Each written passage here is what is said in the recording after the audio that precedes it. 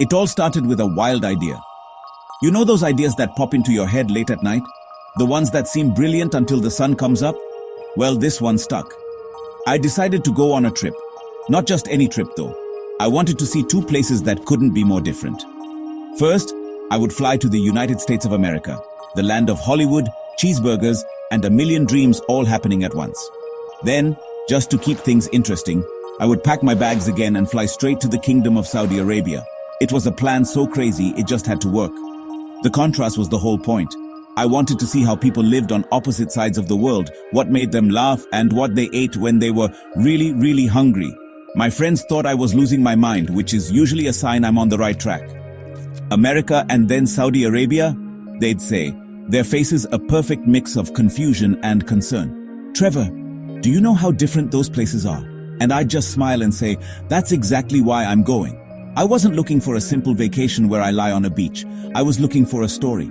A big, messy, beautiful story about people. I wanted to step out of my comfort zone so far that I couldn't even see it anymore. I imagined myself navigating the chaos of New York City one week and then trying to understand the quiet, ancient rhythms of Riyadh the next. It was a social experiment, and I was the only participant. Packing for this adventure was a challenge in itself. What do you pack for a journey that takes you from the snowy streets of Chicago to the scorching desert sands of the Rub al Khali? I had a suitcase that was a total mess. On one side, I had a thick winter coat, jeans, and a bunch of colorful t-shirts for America. On the other side, I packed lightweight, modest clothing, long-sleeved shirts and loose trousers, out of respect for the customs I'd be encountering in Saudi Arabia. My luggage looked like it was having an identity crisis. It was a perfect metaphor for the trip itself. A jumble of contradictions, a mix of the familiar and the completely unknown. I was ready to embrace it all. The night before my first flight, I couldn't sleep. My mind was racing, filled with a cocktail of excitement and a healthy dose of nerves. I was about to jump into the deep end of the world's swimming pool. What would I find? Would people be friendly? Would I get lost? And most importantly, would the food be as good as everyone says? I had my passport, my ridiculously confused suitcase, and a whole lot of questions. I felt like a comedian about to walk on stage for the biggest show of his life, not knowing any of the jokes. But that's the beauty of travel, isn't it? The script is unwritten, and you get to discover it one day at a time. America was waiting. Touching down in America was like landing on a different planet. A planet I had only seen in movies. Everything was bigger. The cars were bigger, the buildings were bigger, and the food portions were definitely bigger. I started in New York City, which is less a city and more a living, breathing creature that never sleeps. The noise, the energy, the sheer number of people rushing around with a purpose. It was overwhelming and exhilarating all at once. I remember just standing in Times Square, looking up at the giant screens and thinking, so this is what it feels like to be at the center of the world. People from every corner of the globe were there, speaking 100 different languages, all trying to get the perfect selfie. It was beautiful chaos. The food in America was an adventure all on its own. I made it my mission to try everything. I had a hot dog from a street cart in New York that was so good, it felt like a hug in a bun. In Chicago, I tackled a deep dish pizza that was more like a savory pie. It was delicious, but I think I needed a nap for 3 days afterward. Then in Texas, I experienced barbecue. It wasn't just food, it was a religion. People spoke about brisket with a level of passion I usually reserve for a really good punchline. Every state had its own flavor, its own specialty. It showed me that America isn't just one country. It's like 50 little countries all sharing one giant flag and a love for fried things. What struck me most about the people was their incredible diversity and their friendliness. You could start a conversation with anyone, anywhere. On a subway, in a coffee shop, waiting in line for that giant pizza. People wanted to share their stories. I met a taxi driver from Pakistan, a musician from Ireland, and a chef from Mexico, all within a few blocks of each other. They were all American. Their accents were different, their backgrounds were different, but they all shared a certain kind of hopeful energy, a belief that things could be better. It was a powerful reminder that a nation's identity can be a mosaic, made up of thousands of unique, colorful pieces. But America also had its challenging side. The weather, for instance, was completely unpredictable. One day in Denver, it was sunny and warm, and the next day, I was caught in a surprise snowstorm. I learned quickly that you always need a jacket just in case. And while the friendliness was wonderful, I also saw the deep divisions. People had strong opinions about everything, from politics to sports, and they were not afraid to share them. It was a land of loud voices and passionate debates. It was complicated and messy, but it was also vibrant and alive. My time there was a whirlwind tour of sights, sounds, and flavors that left my head spinning in the best possible way. Leaving the noisy, fast-paced world of America and landing in Riyadh, Saudi Arabia was like stepping through a portal. The first thing that hit me was the air. It was a dry, warm heat that felt ancient, carrying whispers of the desert. The sounds of the city were different too. Instead of a constant symphony of sirens and traffic, there was a more measured rhythm. The most beautiful sound was the adhan, the call to prayer, echoing from the minarets 5 times a day. It was a sound that stopped time, a moment for everyone to pause and reflect.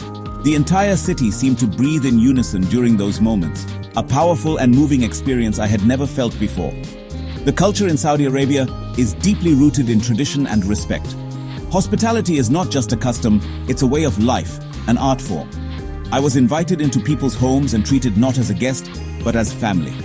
I was offered dates and Arabic coffee, a fragrant brew spiced with cardamom, almost everywhere I went. This simple act of sharing was a profound gesture of welcome. I learned about the importance of family, the deep respect for elders, and the strong bonds of community. It was a much more collective society than the individualistic one I had just left. Life moved at a different pace, guided by faith and a sense of shared identity. Of course, we have to talk about the food.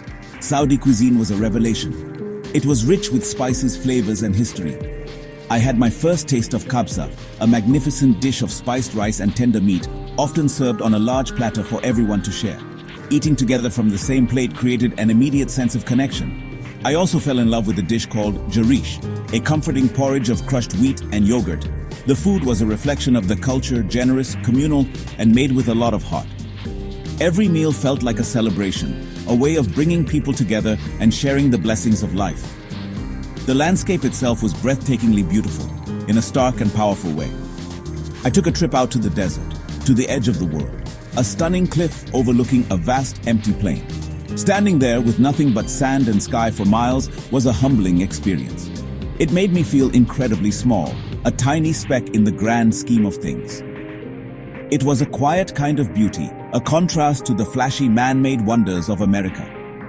In Saudi Arabia, I learned that there is immense power in stillness, deep meaning in tradition, and a profound sense of peace to be found in the vast open spaces of the desert. Comparing America and Saudi Arabia is like comparing a rock concert to a classical symphony. Both are music, but they touch your soul in completely different ways. America was a sensory explosion, loud, fast, and endlessly diverse. It was a country built on the idea of the individual, where everyone is encouraged to chase their own dream. Saudi Arabia, on the other hand, was a lesson in quiet strength and collective harmony. It was a society built on the foundations of faith, family, and tradition, where the we is often more important than the I. The differences were stark, from the way people dressed and ate to the very rhythm of daily life. Yet, for all their differences, I found surprising similarities. Both Americans and Saudis share a deep sense of pride in their country and its history. They are both incredibly hospitable, though they express it in different ways. In America, hospitality might be a friendly chat with a stranger in a cafe. In Saudi Arabia, it's being welcomed into a home and treated like an honored member of the family. And in both places, I found people who were curious, kind, and eager to share their world with me. Underneath the cultural layers, people everywhere share the same basic desires: to be safe, to provide for their families, and to find a little bit of happiness in their day. This journey taught me more than any book ever could. It taught me that the world is not as black and white as it often seems on the news. It's a full-color masterpiece of complexity and nuance. Traveling forces you to challenge your own assumptions and see things from a new perspective. It showed me that there is no single right way to live. The loud, individualistic energy of America has its own beauty, just as the quiet, communal spirit of Saudi Arabia does. I learned to appreciate both. Most importantly, I learned that empathy is the most valuable currency you can carry when you travel. So what did I bring home? My suitcase was still a mess, but my mind was clearer than ever. I brought back memories of towering skyscrapers and vast, silent deserts. I brought back the taste of deep dish pizza and fragrant Arabic coffee, but the most important souvenir was a deeper understanding of humanity. The trip showed me that we can be incredibly different and yet fundamentally the same. We all live under the same sky after all. This journey didn't just take me across the globe, it took me closer to understanding people, and in the end, it brought me a little closer to understanding myself.